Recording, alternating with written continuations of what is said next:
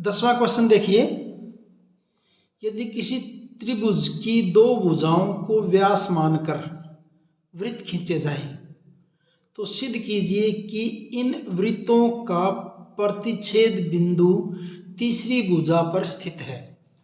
मैंने बना दी फिगर पहले से ही। मान लीजिए ये आपकी त्रिभुज ए बी सी है, जिसमें एक वृत्त तो ये खींच रखा है किसको, ए बी को व्यास मान करके। दूसरा वृत्त खींच रखा है हमने ए सी को व्यास मान करके। दोनों ये कहाँ काट रहे हैं, बिंदु डी पर काट रहे हैं। तो हमने सिद्ध करना है कि बिंदु डी जो है इस बी सी के ऊपर स्थित होगा, बी सी के ऊपर स्थित होगा। ये हमने सिद्ध करना है इसके अंदर। क्वेश्चन ये है जो हमें करना है।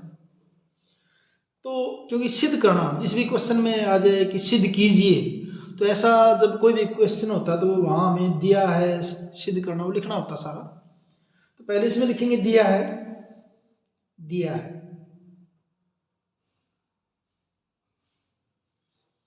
त्रिभुज की दो भुजाओं, त्रिभुज ए बी सी की दो भुजाओं ए बी और ए सी, ए बी और ए सी को व्यास मानकर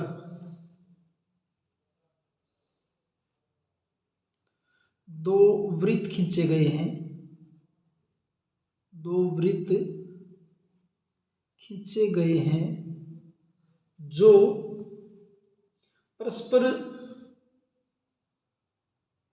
परस्पर बिंदु डी पर प्रतिच्छेद करते हैं, प्रतिच्छेद करते हैं। सिद्ध करना क्या है आपको,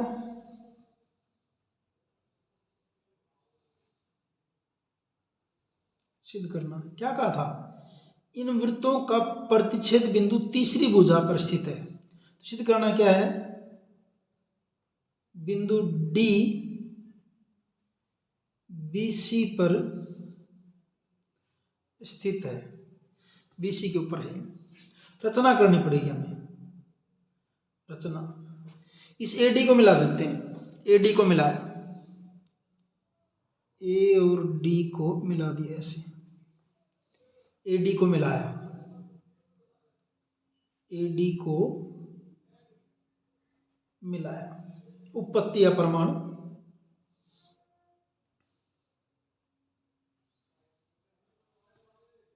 अब देखिए ए बी वृत्त का क्या है, व्यास है।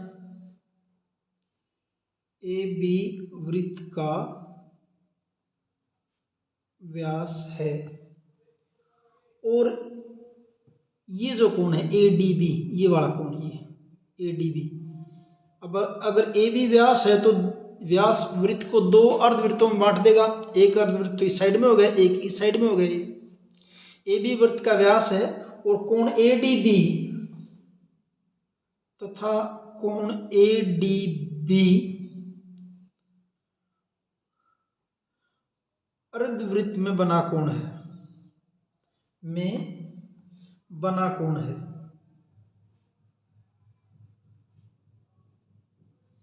इसलिए कोण ए डी बी बराबर क्या हो जाएगा, 90 डिग्री का। क्यों, क्योंकि अर्धवृत्त में बना कोण क्या होता है, समकोण होता है। अर्धवृत्त में बना कोण समकोण होता है,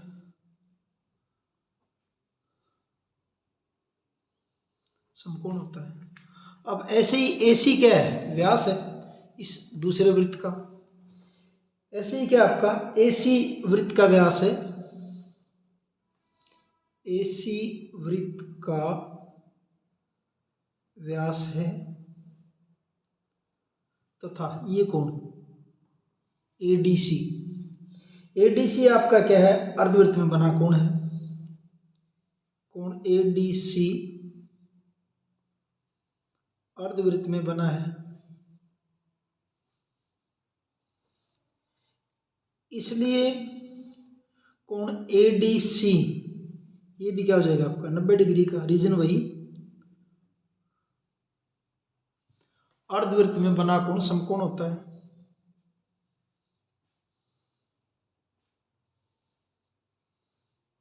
समकोण होता है। अर्धवृत्त में बना हुआ प्रत्येक कोण क्या होता है आपका समकोण होता है। इसको हम लिख देते हैं समीकरण 1 और ये आपकी समीकरण 2।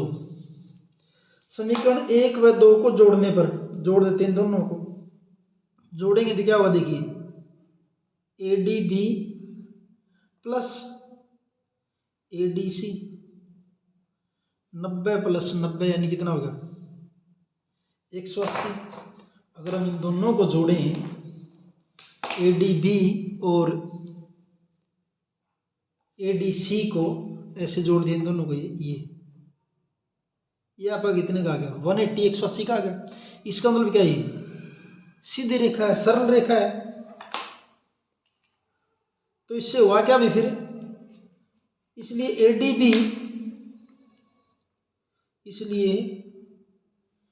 ADB तथा कोण ADC रैखिक युग्म बनाते हैं। 180 हो गया जोड़,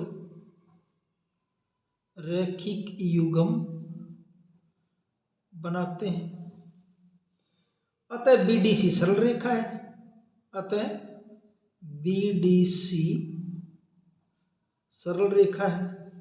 और सरल रेखा इसका मतलब क्या है, D किसके ऊपर है, BC पर स्थित है। इसलिए प्रतिच्छेद बिंदु